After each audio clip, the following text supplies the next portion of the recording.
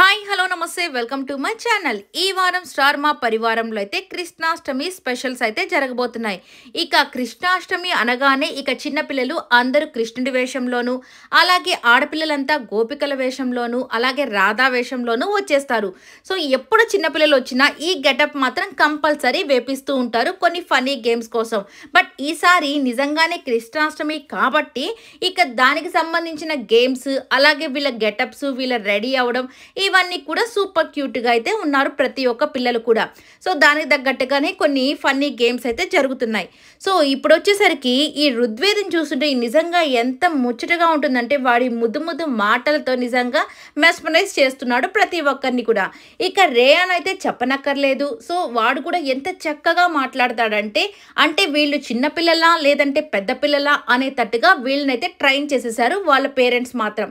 ఇక మహి వాళ్ళ పాప కొంచెం పెద్దది కాబట్టి తను కూడా చాలా చక్కగా మాట్లాడుతుంది. ఏ మాటకి ఆ మాట సమాధానం చెప్తూ ఉంటుంది. నెక్స్ట్ వచ్చేసరికి సమీరా వాళ్ళ కూతురు చిన్న పాప అయినప్పటికీ కూడా తను కూడా చాలా తెలివితేటలు. సో ఏం మాట్లాడాలో ఎలా మాట్లాడాలో తెలియనటువంటి మాటలైనా కానీ తను మాత్రం కంటిన్యూస్గా మాట్లాడడం, అలాగే ఎంటర్టైన్ చేయడం, ప్రతి ఒక్కరి మీద సెటైర్లు వేయడం చాలా ఎక్కువగా ఉంటుంది. సో చాలా ముద్దుగానే ఉంటుంది. అంటే ఎక్కువైనా కానీ వాళ్ళు చేసే పనులు చాలా ముచ్చటగా ఉంటాయి కాబట్టి. సో ఇలా వీళ్ళంతా అయితే నిజంగానే చిచ్చర పిడుగుల్లాగా చాలా యాక్టివ్గా పార్టిసిపేట్ చేస్తూ ఉంటారు ప్రతి ప్రోగ్రాంలో. సో ఫస్ట్లో అంటే వీళ్ళందరికీ అలవాటు కాకపోవచ్చు, శ్రీముఖి కానీ హరి అలాగే అవినాష్. సో ఫస్ట్లో కొంచెం మొహమాట పడేవాళ్ళు ప్రీవియస్ ఎపిసోడ్స్లో. బట్ ఇప్పుడైతే చాలా వరకు కంటిన్యూస్గా వస్తూ ఉన్నారు కాబట్టి వీళ్ళందరూ బాగా అలవాటైపోయి చాలా ఫ్రీగా మూవ్ అవుతూ ఉంటారు వీళ్ళందరితో.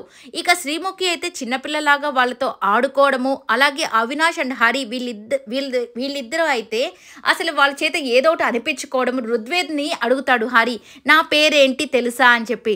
నాకు తెలియదు అంటాడు. ఇక అవినాష్ వచ్చి అవినాష్ పేరైనా చెప్తాడేమోనని, నా పేరు తెలుసు కదా నీకు చెప్పు అంటే, వీడి పేరు కూడా నాకు తెలియదు అని చెప్పి ముద్దుగా చెప్పేస్తాడు. ఇక అందరూ నవ్వుతూ ఉంటారు. ఇక రోహిణి వాళ్ళ అన్న కొడుకుని తీసుకుని వస్తుంది. ఇక వాడైతే ఎంత మౌనంగా ఉంటాడంటే అంతా రోహిణియే మాట్లాడుతుంది, కానీ అస్సలు వాడు నోరే విప్పట్లేదు. ఏ క్వశ్చన్ అడిగినా కామ్గా చూస్తూ ఉంటాడు. ఇక రచ్చరవి వాళ్ళ పాప వస్తుంది. ఆ పాప కూడా చాలా చిన్నది. సో తనను కూడా ఏమడిగినా కానీ కామ్గా ఉంటుందన్నమాట. అయ్యో ఏంట్రా మీరు ఎంత కామ్గా ఉన్నారు, మిగతా పిల్లలు చూడండిరా ఎంత యాక్టివ్గా ఉన్నారు అన్నట్టుగా అందరూ చూస్తూ ఉంటారు.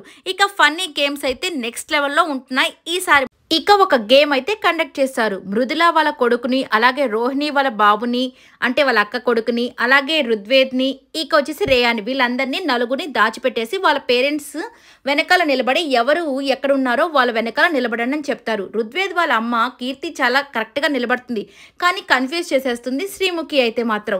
సో ప్రతిసారి రోహిణి అండ్ విశ్వ ఒకే దగ్గర నిలబడ్డము, అదేంటి విశ్వ ప్రతిసారి రోహిణి దగ్గరే నిలబడుతున్నామని ఫన్గా వీళ్ళు ఆడుకోవడం జరుగుతుంది. ఇక లాస్ట్కి ఋగ్వేద్ వాళ్ళ అమ్మ కన్ఫ్యూజ్ అయిపోయి అంటే కీర్తి గారు వేరే దగ్గర నిలబడుతుంది. ఇక వీడు ఓడిపోయాడని చెప్పేసి ఋగ్వేద్ అయితే మొహం ఇట్లా పెట్టుకొని నేను ఓడిపోయాను, నేను అస్సలు వెళ్ళను, బయటికి రాను అని చెప్పేసి ఏడుస్తూ ఉంటాడు.